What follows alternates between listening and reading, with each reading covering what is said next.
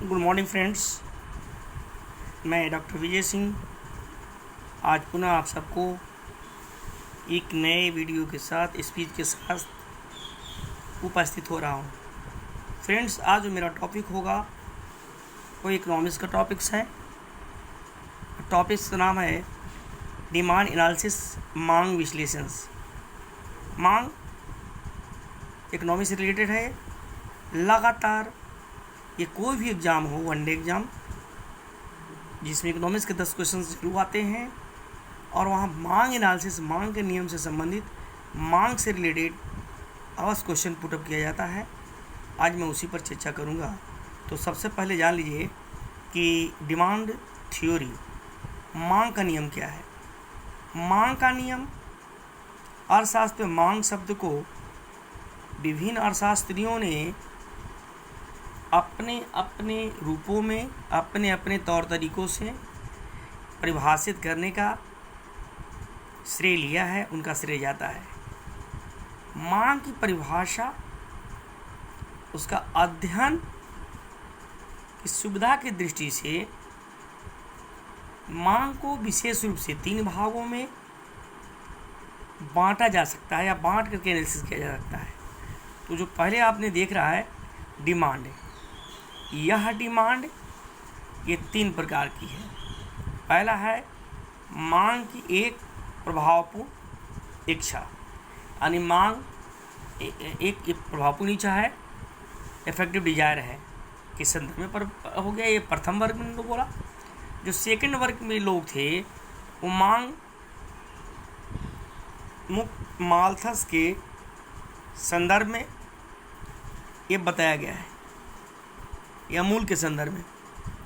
और सेकंड है यानी थर्ड, मांग कीमत और समय दोनों से संबंधित।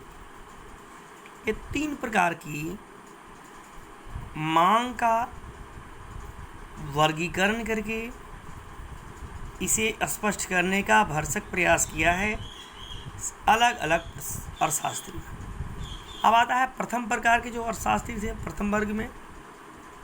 इन लोगों का कहना है कि इनका जो परिभाषा आती है वो जो मांग को प्रभावपूर्ण इच्छा के संदर्भ में इफेक्टिव डिजायर के रूप में स्वीकार करते हैं। और देख रहे ना, जिसके में स्पेशल रूप से प्रोफेसर पेंसन साहब हैं। और पेंसन ने अपने शब्दों में स्पष्ट करते हुए कहा है कि मांग केवल एक प्रभावपूर्ण इच्छा है। ये देख रहे ना, मांग एक प्रभावपूर्ण इच्छा है और इसमें मुख्य रूप से 3 बातें, they are 3 elements are most important होना चाहिए। उसमें पहला है किसी वस्तु को प्राप्त करने की इच्छा का होना, उसे खरीदने के लिए सेकंड के लिए साधन का होना, और उस साधन को खरीदने के लिए, साधन को प्रयोग करने के लिए तत्परता का होना। ये 3 बात होना चाहिए। ये किसने कहा? प्रोफेसर पेंसन साहब। और अब आते हैं दूसरे ग्रुप के जो लोग हैं, वो दूसरे वर्ग में लोग ने कहा है, इस वर्ग में उन अर्थशास्त्रियों की परिभाषा को सम्मिलित किया जाता है जिन्होंने मांग की परिभाषा मूल के संदर्भ में करने का भरसक प्रयास किया है। और इनके अंतर्गत प्रोफेसर मिल साहब हैं। इसमें मिल कई लोग हैं लेकिन मिल मुख्य रूप से हैं।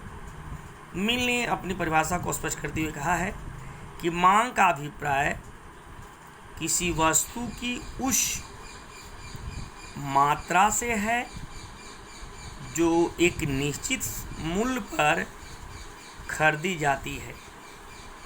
इस अर्थ में मांग सदा मूल से संबंधित होती है। जबकि इसी बात को स्पष्ट करने के लिए प्रोफेसर बाघ भी इसे स्पष्ट करने का भरसक प्रयास किया है। और बाघ ने कहा है कि बाघ के अनुसार किसी वस्तु की मांग उसकी कीमत और उस मात्रा का संबंध दोनों से होती है जो कीमत विशेष पर खरीदी जाती है। अब जो तीसरे प्रकार के जो अर्थशास्त्री हैं उनका कहना है कि तीसरे प्रकार के जो विद्वान हैं उनका कहना है कि मांग का परिभाषा विभिन्न विद्वानों ने कीमत और समय दोनों से संबंधित करके इसे स्पष्ट करने का भरसक प्रयास किया है। और इनमें जो विशेष है वो प्रोफेसर बेनहम साहब हैं। और बेनहम साहब ने कहा है कि किसी दिए हुए मूल पर वस्तु की मांग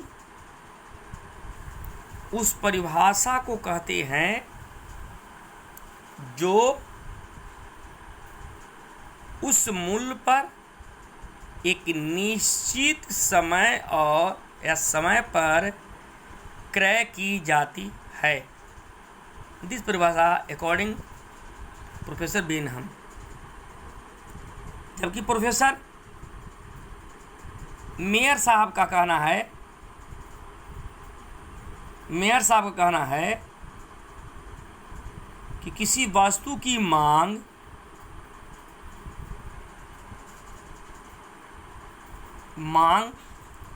उन मात्राओं की तालिका होती है जिन्हें क्रेता समय विशेष पर सभी संभव मूल्यों पर खरीदने के लिए तैयार रहता है। इस प्रकार इनकी परिभाषा के आधार पर कई बातों देखने को मिलती है कि मांग के अंतर्गत क्या क्या होना चाहिए। यानी इन्होंने कहा कि मांग के अंतर्गत निम्न 5 तत्वों को सम्मिलित किया है,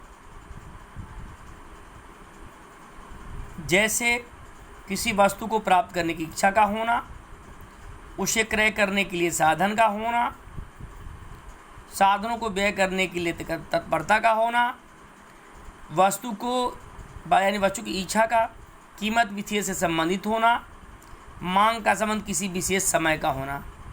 यानी कहा कि किसी वस्तु को प्राप्त करने की इच्छा का होना, इच्छा को खरीदने व्यय करने की तत्परता का, साधन को होना, साधन को व्यय करने की तत्परता का होना, एक निश्चित समय और एक निश्चित स्थान होना चाहिए। यदि 5 तत्व ये चीज़ें है तभी हम बोलेंगे कि यह मांग कहलाएगी।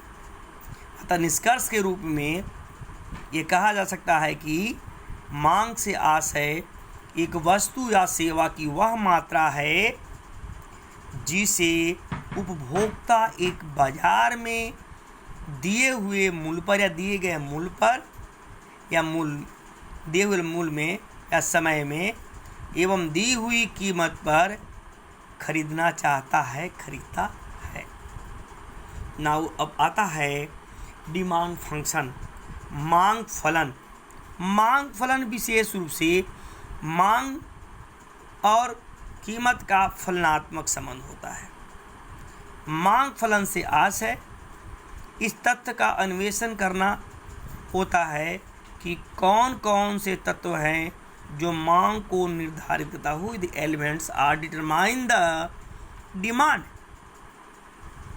इस चीज़ को स्पष्ट करते हुए, तथ्य को स्पष्ट करते हुए प्रोफेसर वाटसन ने कहा है, अकॉर्डिंग टू प्रोफेसर वाटसन, किसी बाजार में एक निश्चित समय पर किसी वस्तु का मांग फलन उस वस्तु की खरीदी जा सकने वाली विभिन्न मात्राओं तथा उन मात्राओं को निर्धारित करने वाले तत्वों के बीच के संबंध को व्यक्त करता है। इस प्रकार कहा जा सकता है कि मांग फलन उन सभी तत्वों को स्पष्ट करता है जिनसे वस्तु की मांग प्रभावित होती है। फलस्वरूप मांग फलन को हम इस प्रकार व्यक्त कर सकते हैं बाय फार्मूला सूत्र। लिखेंगे D the function of P Y P R N and T. D the function, demand का जो मांग का जो संबंध है फंक्शनल रिलेशन होता है। क्या है? फंक्शनल रिलेशन है। वेयर, जहाँ आप लिख लीजिए वेयर, जहाँ लिख लीजिए वेयर, जहाँ डी इजकल टू मांग, डिमांड हो गया, F is equal to D the demand हो गया, F is equal to function,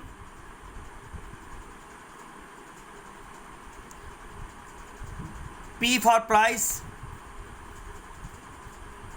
Y for earning,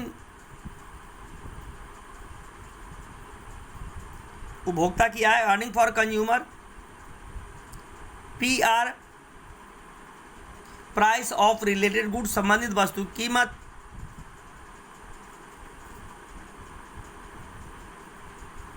related goods,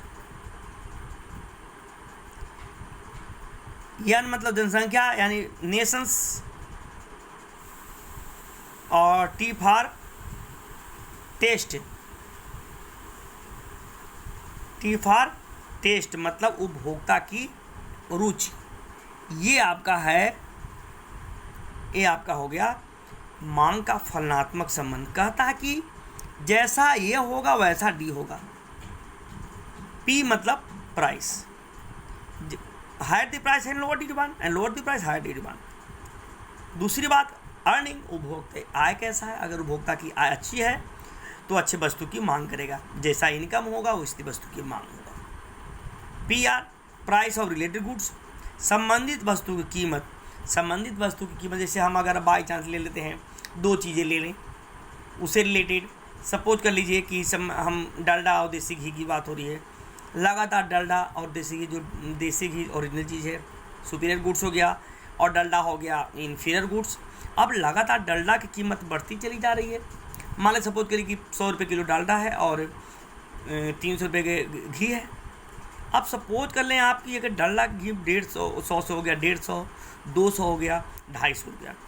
अब 250 से 250 रुपये के जी आपका हो गया डालडा, और देसी घी 300 रुपये के जी है। तो वैसी स्थिति में अब हमारी सोच होगी, क्योंकि आप जानते ही हैं कि मानव एक विवेकशील प्राणी है, समाज में रहता है, वो समाज की हर स्थिति को समझता बूझता देखता पड़ता है। तो वैसी स्थिति में वो क्या करता है कि वो देखता है कि इन्फीरियर गुड्स, जब घटिया वस्तु कीमत लगातार बढ़ रही है और सुपीरियर गुड्स जो है उसकी कीमत स्थिर रहती है, तो ऐसी स्थिति में विवेकशील उपभोक्ता क्या करता है कि घटिया वस्तु की मांग कम करके, उसको छोड़ करके उस स्थिति में सुपीरियर गुड्स की मांग करता है, सुपीरियर वस्तु की मांग करता है। अब तो ये हो गया। इसके बाद अब आता है दोस्तों मित्रों, अब आपको आएगा, ये देख लीजिए, अब आपको आएगा ये मांग के प्रकार आएगी। अब आएगा मांग के प्रकार। फ्रेंड्स, मांग के प्रकार, अब मांग कितने प्रकार की हैं? तो अब आएगा demand, types of demand, types of demand. दोस्तों मित्रों, मांग विशेष रूप से 3 प्रकार की होती है। आप जानते ही हैं कि फर्स्ट वाला जो है प्राइस डिमांड, कीमत मांग, income demand and cross demand. ये 3 प्रकार की मांग होती है, कीमत मांग, आय मांग और आड़ी मांग। ये मांग 3 प्रकार की होती हैं।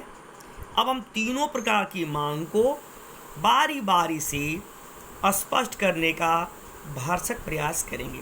द फर्स्ट ऑफ ऑल, अभी जो हम पढ़ाएंगे वो बताएंगे कीमत मांग, प्राइस डिमांड। अब कीमत मांग क्या है ये आप जान लें कि कीमत मांग मूल मांग किसी वस्तु की उन मात्राओं को दिखाती है या स्पष्ट करती है जो कि एक उपभोक्ता एक निश्चित समय में, यदि अन्य बातें समान रहे, अन्य बातें मतलब उपभोक्ता की टेस्ट में कोई परिवर्तन नहीं, वस्तु कीमत में कोई परिवर्तन नहीं, एडिटिव होना चाहिए, विभिन्न मूल यानी कल्पित में जो एज्यूम्ड प्राइस, कल्पित मूल्यों पर खरीदने को तैयार है। यहाँ अन्य बातों के समान रहने का अर्थ है कि उस वक्त उस समय में मांग को प्रभावित करने वाले तत्व जैसे आय और रुचि तथा संबंधित वस्तुओं के मूल्यों में किसी प्रकार का कोई परिवर्तन नहीं होना चाहिए। अब इस बात को हम प्राइस डिमांड को हम रेखा चित्र के द्वारा हम स्पष्ट कर सकते हैं। रेखा चित्र के द्वारा मांग कर्व को स्पष्ट करने का भरसक प्रयास करेंगे। आप सपोज कर लीजिए ये चित्र है, ये डायग्राम है। अब दो अक्ष लिया, OX अक्ष और OY अक्ष लिया। OX अक्ष पर हमने देख रहे ना, OX पर हमने मांग वक्र को D को दर्शाया और इस पर हमने P को दर्शाया, वस्तु की कीमत को दर्शाया। Y वस्तु और X वस्तु की मांग, Y वस्तु की कीमत दिखा दिया। तो वस्तु है जो भी कहिए Y एक्सेस है। DD जो देख रहे हैं आप, ये DD क्या है? डिमांड कर्व है, मांग रेखा है। ये कह रहा higher the price and lower the demand, कहता higher the price and lower the demand. इस मीन में कि जब वस्तु की कीमत होती है OP1 वस्तु कीमत होने पर X वस्तु की मांग कितना OX1 होता है, ठीक है ना। लेकिन जैसे ही कीमत गिरा, higher the price lower the demand and lower the price higher demand. Suppose कर लीजिए कि यह जो देख रहे हैं आप, इतना ये गिरा, जैसे ही इतना गिरेगा वैसे ही X की मांग बढ़ जाएगी। इतना गिरा, P1 P2 के बराबर कीमत गिरी तो मांग OX1 से बढ़ करके OX2 हो जाता है। क्लियर? Any doubt? नो। तो ये कहता है कि डिमांड एंड प्राइस में ऑपोजिट रिलेशन होता है, ठीक है, क्योंकि विवेकशील है उपभोक्ता, इसलिए वो समाज में रहता है, समाज की हर स्थिति को देखते हुए वो वस्तु की मांग करता है। अब नोट है कि प्रत्येक उपभोक्ता की इस प्रकार की मांग एक व्यक्तिगत मांग इंडिविजुअल डिमांड कहलाती है, क्योंकि ये बाजार मांग तो नहीं, बाजार में बहुत लोग रहते हैं, इंडिविजुअल डिमांड हुआ। परंतु वस्तुओं और सेवाओं की उपभोक्ताओं को सम्मिलित मांग को हम बाजार एंड डिमांड मार्केट मांग कहते हैं, मार्केट डिमांड करते हैं, कि जब सब सम्मिलित एक साथ होता है। ओके, अब आते हैं इनकम डिमांड। अब आते हैं हम आड़ी मांग, इनकम डिमांड आय मांग की बात करते हैं। इनकम डिमांड मांग का अभिप्राय, आय मांग का अभिप्राय या अर्थ उन वस्तुओं और सेवाओं की उन मात्राओं से होती है जो किसी समय विशेष में दी हुई समय अवधि पर अन्य बातों के समान रहने पर या पूर्व रहने पर उपभोक्ता विभिन्न आय स्तरों पर खरीदने के लिए तैयार रहता है। आय मांग को, इनकम डिमांड को स्पष्ट करने के लिए जर्मन अर्थशास्त्री एंजिल के नाम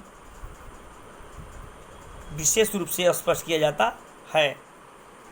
अब इसे हम स्पष्ट करने के लिए एंजिल की बात को स्पष्ट करते हैं। जिस प्रकार मूल मांग को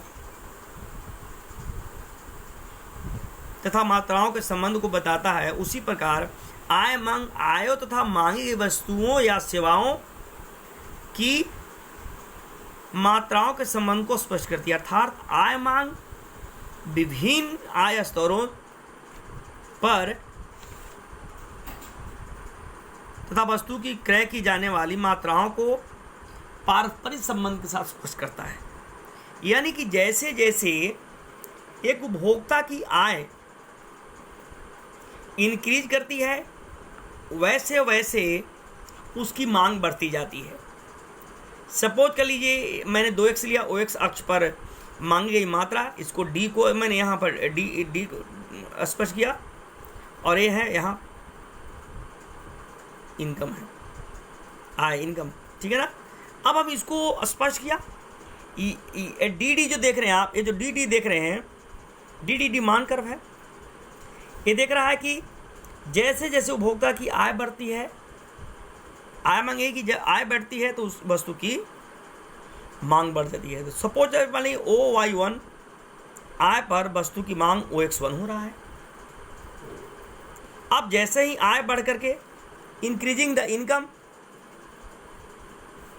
तो increasing the demand, increase the income of consumers, यानी Y1 Y2 के बराबर इतना ये इनकम बढ़ा तो X1 X2 के बराबर क्या हुआ, मांग बढ़ जाएगी।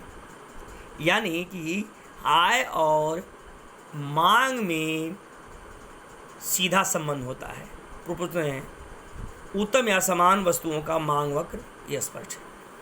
अब आइए, ये दिखाई दे रहा है, ये उत्तम वस्तु की स्थिति में, ये सुपीरियर गुड्स की मैं बात कर रहा हूँ। क्या कर रहा हूँ, सुपीरियर गुड्स की मैं कंडीशन में बता रहा हूँ। लेकिन जैसे ही अगर इन्फीरियर गुड्स, घटिया वस्तु की कंडीशन में अब आते हैं निम्न कोटि की वस्तु की स्थिति में, तो ये नेगेटिव होता है। सुपरली OX1 पर हमने मांगी गई X1 वस्तु की मांग या घटियाहीन वस्तु की मांग आय को दर्शाया, जबकि यहाँ कीमत है। अब यहाँ क्या है कि जैसे ही इनकम बढ़ती है, सपोज के लिए जैसे इनकम बढ़ती है उसकी मांग घट जाती है। एक घटिया वस्तु की कंडीशन की है। सब कंज्यूमर उपभोक्ता की आय OY2 पर उसकी मांग कितनी हो रही थी, OX1। ये DD मांग वक्र है। DD क्या है, ये डिमांड कर्व है, ठीक है ना। DD मांग कर्व है। OX1 घटिया निम्न कोटि की वस्तु की मांग है। OY पर हम आय को दर्शाया है। जब उपभोक्ता की आय OY2 है, जितनी है, तो वस्तु की मांग OX1 के बराबर है। जैसे ही उपभोक्ता की इनकम इंक्रीज कर करके Y2 से Y1 हो जाता है, तो इसकी घट जाती है। क्या चीज़, पहले मांग इतना हो रहा था, इतना के बराबर, अब क्या हो गया कि मांग घट गया, यानी क्या हो गया, मांग घट गया। ये घटिया वस्तु कीमत में ये इन्फीरियर वस्तु, निम्न कोटि की वस्तु की कीमत अगर गिर जाती है तो उसकी मांग बढ़ती नहीं है बल्कि गिर जाती है। ये दो प्रकार की हो सकती है वस्तुएं, दो प्रकार की होती है। एक समान वस्तु या उत्तम क्वालिटी की वस्तु, और दूसरी होती है की स्थिति में हमेशा मांग वक्र ढाल धनात्मक होती है। किसमें, उत्तम वस्तु में, अर्थात आय मांग वक्र दाहिनी ओर ऊपर खिसकता है, जबकि निम्न कोटि की स्थिति में, इन्फीरियर गुड्स की वस्तु की स्थिति में आय मांग वक्र का ढाल ऋणात्मक होता है। इन्हें उपरोक्त रेखा चीज जो आपको दिखाए उसमें 2-3 में स्पष्ट किया गया है, ठीक है कि नहीं। यानी कि आय घटिया वस्तु के लिए आय बढ़ने पर भी इसकी मांग बढ़ती नहीं बल्कि घट जाती है। अब आइए, जो थर्ड है वो है आड़ी मांग। क्या है, आड़ी मांग, क्रॉस डिमांड। क्रॉस डिमांड, आड़ी मांग, किसी वस्तु X की आड़ी मांग X वस्तु को उन मात्राओं को बताती है जो भोक्ता एक निश्चित समय में, दिए गए समय में X वस्तु के मूल्य तथा आय के समान रहने पर X वस्तु से संबंधित किसी वस्तु Y के मूल्यों में परिवर्तन होने पर खरीदने के लिए तैयार होता है। इस प्रकार की मांग प्रतिस्थापन वस्तुओं, सब्सिट्यूट गुड्स अथवा पूरक वस्तुओं, कम्प्लीमेंट्री गुड्स के संदर्भ में बताई जाती है। अब आइए, स्थानापन्न वस्तु या प्रतियोगी वस्तु है, जिसको हम सब्सिट्यूट या रिवाइवल गुड्स कहते हैं। यह वह वस्तु होती है जो एक दूसरे के स्थान पर प्रयुक्त हो सकती है, जैसे चाय और कॉफ़ी। इन वस्तुओं के संबंध में मांग में परिवर्तन इस प्रकार होता है कि यदि एक वस्तु चाय के दाम बढ़ जाए तो वह दूसरी वस्तु से स्थानापन्न सब्सिट्यूट गुड्स यानी कॉफ़ी के मूल्य समान रहे, तो भोक्ता पहली वस्तु के स्थान पर स्थान कम कर देंगे या उसकी मांग कम करके, और दूसरी जो रिलेटिव वस्तु होगी उस वस्तु की मांग को बढ़ा देंगे। इसे निम्न चित्र के द्वारा स्पष्ट किया जा सकता है। स्थानापन्न वस्तु के संबंध में डी डिमांड कर्व है। ओ एक्स अक्ष पर काफ़ी की मांग, डिमांड फॉर कॉफ़ी, और ये है प्राइस ऑफ टी, चाय की कीमत। अब दिखाई दे रहा है कि यदि सबसे पहले देखते हैं कि कीमत OI1 कीमत क्या है, OI2, तो कॉफ़ी की मात्रा कितना हो रही है कि मांग हो रही है OX2 के बराबर। जैसे ही अगर इसकी कीमत बढ़ती है, किसकी, चाय की कीमत बढ़ जाती है, Y2 Y1 के बराबर कीमत बढ़ जाती है, तो इससे संबंधित वस्तु हम कॉफ़ी की मांग करते OX2 Y1 के बराबर हम मांग को बढ़ा देते हैं। यह है सब्स्टिट्यूट गुड्स प्रतिस्थापन वस्तु की स्थिति में।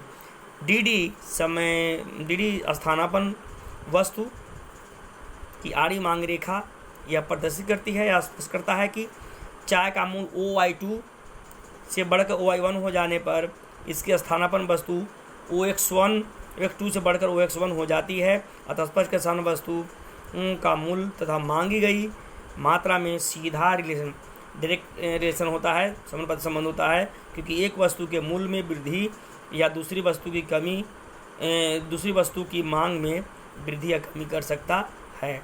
पूरक वस्तु, अब कम्प्लीमेंट्री गुड्स के बारे में हम चर्चा करेंगे, स्पष्ट करेंगे। पूरक वस्तु की स्थिति में एक वस्तु कम्प्लीमेंट्री गुड्स एक वस्तु की कीमत में वृद्धि हो जाने पर दूसरी वस्तु की मांग में कमी हो जाएगी। उदाहरण के लिए पेट्रोल एवं स्कूटर दो पूरक वस्तुएं हैं। यदि पेट्रोल की कीमत में वृद्धि हो जाती है तो स्कूटर की मांग कम हो जाती है, क्योंकि पेट्रोल की कीमत बढ़ जाने से पर उसकी मांग कम हो जाती है। चूँकि पेट्रोल तथा स्कूटर दोनों एक साथ प्रयोग किया जाता होते हैं, अतः पेट्रोल की मांग कम हो जाने पर के कारण स्कूटर की मांग भी कम हो जाती है। पेट्रोल की मांग कम हो जाने के कारण स्कूटर की मांग भी कम हो जाती है। इस स्थिति को निम्न चित्र के द्वारा स्पष्ट किया जा सकता है। ये पूरक वस्तु की स्थिति है। अब देख लीजिए, OX1 OX अक्षीय और OY अक्ष लिया। OX अक्ष पर हमने पूरक वस्तु कम्प्लीमेंट्री गुड्स को दर्शाया, यानी स्कूटर की मांग को दर्शाया, डिमांड स्कूटर, और OY पर मैंने पेट्रोल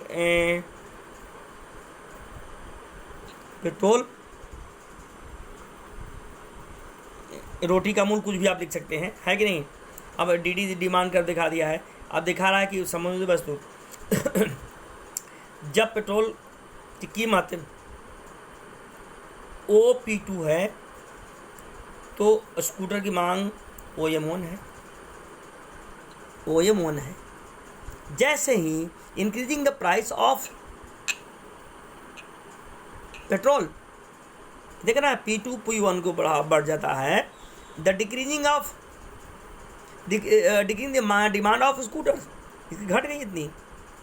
ये क्या है, पूरक वस्तु के संबंध में स्थिति बताई जाती है। ठीक इस प्रकार चित्र में डी पूरक वस्तुओं की आड़ी मांग रेखा है। इससे स्पष्ट होता है कि पेट्रोल का मूल्य OP से बढ़कर OP1 हो जाता है तो स्कूटर की मांग OM1 से घटकर OM हो जाती है, अर्थात दोनों में उल्टा अपोजिट रिलेशन होता है। अब होता है स्वतंत्र वस्तु की स्थिति में। स्वतंत्र वस्तु की स्थितियों में के संबंध में यह कहा जाता है कि एक वस्तु के मूल्य में परिवर्तन दूसरे वस्तु की मांग पर लगभग हमें कोई प्रभाव नहीं पड़ता है। उदाहरण के लिए यदि स्कूटर का मूल्य बढ़ जाए तो इसका केरोसिन यानी मिट्टी के तेल, किरासन तेल की कीमत की मांग पर लगभग कोई प्रभाव नहीं पड़ेगा। अब आएगा मांग तालिका, जिसे हम अगले चैप्टर में भरसक स्पष्ट करने का प्रयास करेंगे। थैंक यू, धन्यवाद दोस्तों। यदि आप संतुष्ट हैं तो मेरा चैनल है study point doctor Vijay Singh को लाइक सब्सक्राइब जरूर करें। Thank you.